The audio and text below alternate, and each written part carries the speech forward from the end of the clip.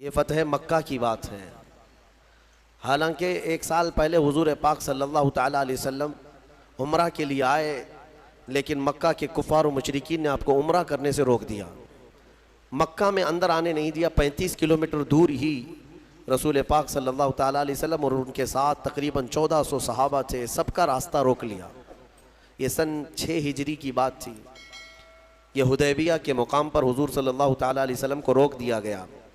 फिर उसके बाद एग्रीमेंट हुआ, सुलह हुई दोनों फ़रीक़ैन के बीच, मक्का वालों के और हुजूर पाक सल्लल्लाहु अलैहि वसल्लम के। मैंने इससे कबल भी ये सुलह हुदैबिया की बात आप तक पहुंचाई है और मैंने शायद तफसीर में भी इसको अर्ज़ किया है। उसमें एग्रीमेंट में ये था कि आप इस साल उम्रा नहीं करेंगे और एहराम यहीं से उतार करके वापस जाएंगे।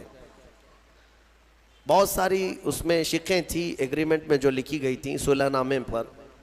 वो ये थी कि मक्का से अगर कोई मदीने भाग करके आए तो आप उसे वापस हमारे हवाले करेंगे, लेकिन मदीने से कोई आया हमारे पास तो हम उसको वापस नहीं करेंगे। ये सब ज़ोर ज़बरदस्ती वाली शिक़ें थी और सब पर रसूल करीम सल्लल्लाहु ताला अलैहि वसल्लम को वो सुलहनामे पर दस्तखत करवा रहे थे। हो गई सुलह। नबी पाक सल्लल्लाहु ताला अलैहि वसल्लम के सहाबा जो है कशमकश में थे कि ऐसे इन कुफ़ार और मुशरिकीन से दब के क्यों सुलह की जा रही है, क्या हमारी ताकत नहीं? जब हम 313 थे तब इनके परखचे उड़ा दिए, आज हम 1400 की तादाद में और करीब आए हैं, इनकी ईंट से ईंट बजा देंगे, इनके दांत खट्टे कर देंगे। सहाबा में जोश था लेकिन मना था कि जंग की गरज से आए नहीं थे। तो जब रसूल पाक सल्लल्लाहु ताला अलैहि वसल्लम वापस जाने लगे मदीने तैयबा, मेरे अजीज़ों, ये 6 हिजरी की बात है। अल्लाह तबारक व तआला ने अपने हबीब पाक सल्लल्लाहु अलैहि वसल्लम पर यह सूरह उतारी, सूरह फ़तह। ऐ महबूब, हमने आपको रोशन फ़तह अता फरमाई, जबकि बज़ाहिर वहाँ क्या लग रहा था, सुलह। दब करके सुलह हुई, उम्रा करने नहीं दिए, मक्का जाने नहीं दिए, बीच रास्ते से वापस भेज दिए। और कुरान कह रहा है महबूब हमने आपको रोशन फ़तह अता की। ये कौन सी फ़तह है? वही 1 साल बाद होने वाली फ़तह की बशारत पहले ही मेरे रब ने रसूल को अता फरमाई थी। 1 साल नहीं गुजरा था, 7वीं हिजरी, फिर मेरे आका सल्लल्लाहु ताला अलैहि वसल्लम तशरीफ़ लाए। अल्लाह ताला ने इसी सूरह में फरमाया, लतदखुलुन्नल मस्जिदल हराम इंशाअल्लाहु आमिनीन मुहल्लिकीन रुऊसकुम व मुक़स्सिरीन ला तख़ाफ़ून। अल्लाह फरमाता है ज़रूर ज़रूर ए हबीब, आप मस्जिद हरम में अमन व अमान के साथ दाखिल होंगे, आप ज़रूर दाखिल होंगे। हलक कराए हुए या कसर कराए हुए, बालों को मुंडाए हुए आप मस्जिद हरम में ज़रूर आएंगे और किसी बात का आपको खौफ नहीं रहेगा। ये पहले ही अल्लाह तबारक व तआला ने फरमाया।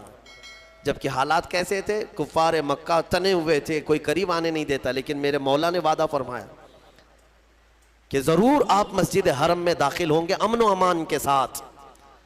और अल्लाह ने अपना वादा सच कर दिखाया। 1 साल में ही नबी मुकर्रम सल्लल्लाहु ताला अलैहि वसल्लम अपने सहाबा के साथ फिर मस्जिद हरम में दाखिल हुए।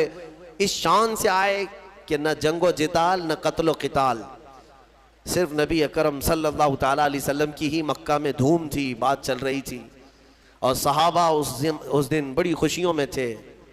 और मेरे अजीज़ों, वो दिन भी कौन सा था? 20 रमज़ानुल मुबारक का था।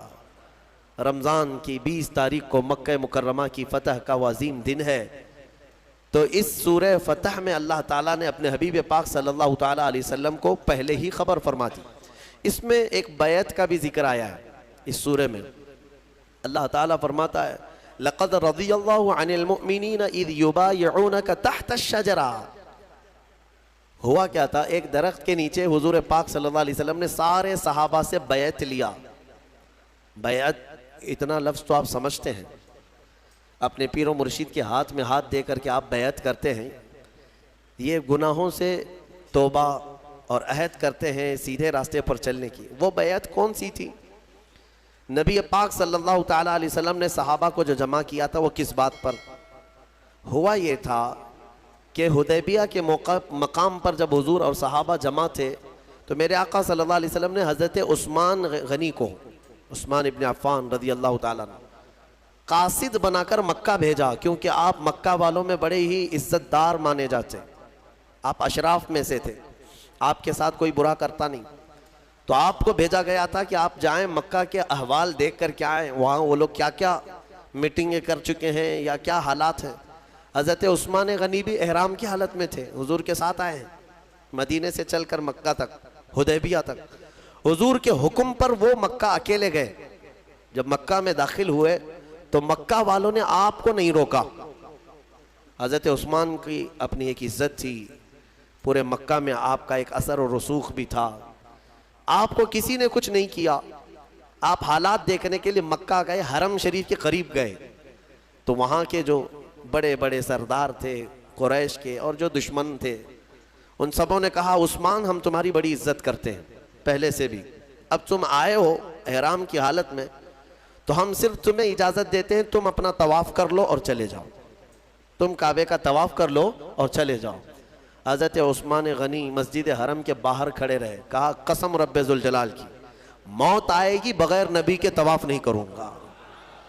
हुजूर पाक सल्लल्लाहु ताला अलैहि वसल्लम के बग़ैर मैं तवाफ़ नहीं करूँ। वहाँ तक एहराम की हालत में जा कर के भी तवाफ़ किए बग़ैर वापस आए। अभी हुआ ये कि उनकी बहस चल रही थी मक्का वालों के साथ, किसी ने अफवाह उड़ा दी, अफवाह उड़ाई कि उस्मान इब्न अफ़्फ़ान का कत्ल हो गया। तो यहाँ पर सहाबा इकराम में भी ये बात फैल गई, क्योंकि कासिद को, तर्जुमान को, एम्बेसडर को मारना बहुत बड़ा जुर्म पहले भी था आज भी है। कासिद को नहीं मारा जा सकता। तो हुजूर पाक सल्लल्लाहु अलैहि वसल्लम की तरफ से वो कासिद थे, और यहाँ सहाबा में ये सब अफवाह फैल गई कि हज़रत उस्मान इब्न अफ़्फ़ान का कत्ल हो गया, कत्ल हो गया। सब जमा हो गए, अर्ज़ करने लगे या रसूल अल्लाह अब जंग तो ज़रूरी है, कासिद को उन्होंने मारा है। नबी पाक सल्लल्लाहु ताला अलैहि वसल्लम वो गैबदां नबी हर बात को जानते थे। अब सहाबा इकराम में ये जो सरासीमगी थी, बेचैनी थी, उसके बाद हुजूर पाक सल्लल्लाहु अलैहि वसल्लम ने सबको एक दरख्त के नीचे जमा किया। उसी दरख्त का जिक्र ये आज की सूरह में आया है। वो हुदैबिया के मकाम पर एक दरख्त था, उस दरख्त के नीचे सारे सहाबा को जमा किया और बैत लिया। बैत लिया किस बात पर?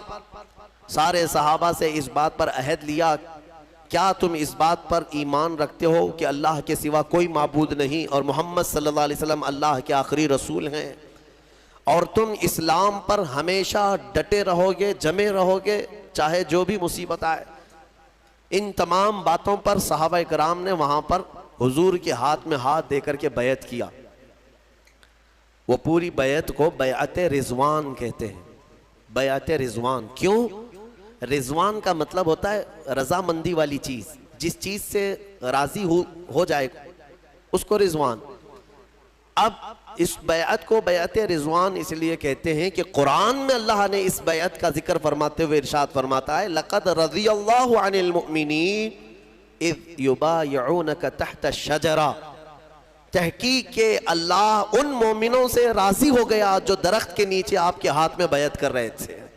उन सहाबा से अल्लाह राज़ी है। तो बैअत रिजवान में जितने सहाबा थे उनकी सनद आ गई कुरान में कि अल्लाह इनसे राज़ी है, अल्लाह इन सब से राज़ी। ये बैअत रिजवान कहलाती। अब यहाँ पर एक बात और भी बता देता हूँ।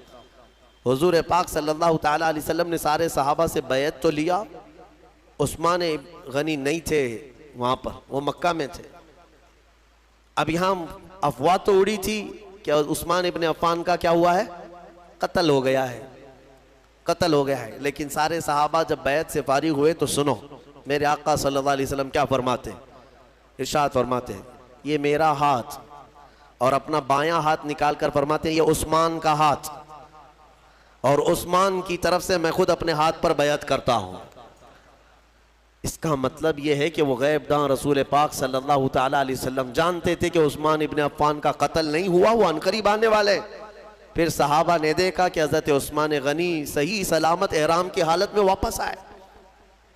फिर उसके बाद आने के बाद फिर उन्होंने हज़रत उस्मान गनी ने अपना हाथ फिर हुजूर के हाथ में देकर बैत किया। लेकिन ये फजीलत हज़रत उस्मान गनी की है कि हुजूर पाक सल्लल्लाहु अलैहि वसल्लम ने अपने बाएं हाथ को उस्मान का हाथ करार दिया, उस्मान इब्न अफ़्फ़ान का हाथ करार दिया। और हज़रत उस्मान गनी रज़ियल्लाहु ताला अन्हु के मुतालिक ये बात भी मिलती है कि आपने जब रसूल करीम सल्लल्लाहु अलैहि वसल्लम के हाथ में हाथ दे करके बैत किया तो उसके बाद वो अपने हाथ की इतनी हिफाजत करते थे कि पूरी ज़िंदगी भर हज़रत उस्मान गनी ने उस हाथ को कभी अपनी शर्मगाह के करीब तक नहीं किया। हालांकि जायज़ है आदमी के लिए इस्तिंजा, हाजात के लिए अपने हाथों का इस्तेमाल कर सकता है नहाने धोने में, लेकिन हज़रत उस्मान गनी ने उस हाथ को करीब नहीं किया, सिर्फ इसलिए कि यह हाथ मैंने रसूलुल्लाह के हाथ में दिया है। यह अदब सहाबा से ही मिलेगा तुम्हें, यह अदब जो है यह सहाबा से ही मिलेगा। अज़ीज़ान गिरामी, इस सूरह फतह में अल्लाह ताला ने आखिरी आयत में इरशाद फरमाया मुहम्मदुर रसूलुल्लाह, मोहम्मद अल्लाह के रसूल हैं। वल्लदीना माअहू, और जो उनके साथ हैं, कौन है वो? सहाबा इकराम। उनकी सिफात अल्लाह ताला कैसे बयान कर रहा है, कौन लोग हैं वो जो उनके साथ हैं? और उनके साथ जो हैं अशिद्दाउ अलल कुफ्फार, काफिरों पर बहुत सख्त हैं, भारी हैं। रुहमाउ बैनहुम, और आपस में बड़े नरम दिल हैं। मोमिनीन के लिए वो नरम दिल हैं, दुश्मनों के लिए भारी हैं। तराहुम रुक्कअन सुज्जदा, अल्लाह फरमाता है तुम उनको देखोगे हमेशा रुकू सजदे में मिलेंगे। यबतगून फज़लन मिनल्लाहि व रिज़वाना, हमेशा अल्लाह की रज़ा ढूंढते रहेंगे। ये सहाबा की अल्लाह ताला सिफात बयान कर रहा है। नबी के साथ जो हैं, बाज़ मुफस्सिरीन ने फरमाया इस आयत में 4 टुकड़े हैं। मुहम्मदुर रसूलुल्लाह के बाद, मोहम्मद अल्लाह के रसूल हैं, उसके बाद 4 टुकड़े। वल्लदीना माअहू, एक टुकड़ा हो गया। अशिद्दाउ अलल कुफ्फार, दूसरा। रुहमाउ बैनहुम, तीसरा। तराहुम रुक्कअन सुज्जदा, चौथा। अब क्या ही बेहतरीन नफीस तफसीर इसकी की गई है। फरमाते हैं वल्लदीना माअहू का मतलब है और जो उनके साथ हैं, इससे मुराद अबू बकर सिद्दीक की जात है। दूसरा टुकड़ा है अशिद्दाउ अलल कुफ्फार, कुफ्फार पर बहुत भारी हैं, इससे मुराद उमर इब्न खत्ताब है। रुहमाउ बैनहुम, आपस में बड़े नरम दिल हैं, इससे मुराद उस्मान इब्न अफ़्फ़ान है। तराहुम रुक्कअन सुज्जदा, तुम उन्हें हमेशा रुकू सजदे में देखोगे, इससे मुराद हैदर कर्रार की जात। वल्लदीना यबतगून फज़लन मिनल्लाहि व रिज़वाना, और फरमाया अल्लाह, और वो हमेशा अल्लाह की रज़ा ढूंढते रहते हैं, इससे मुराद सारे सहाबा की जात है। सारे सहाबा को यानी तबका दर तबका यहाँ पर बयान किया गया।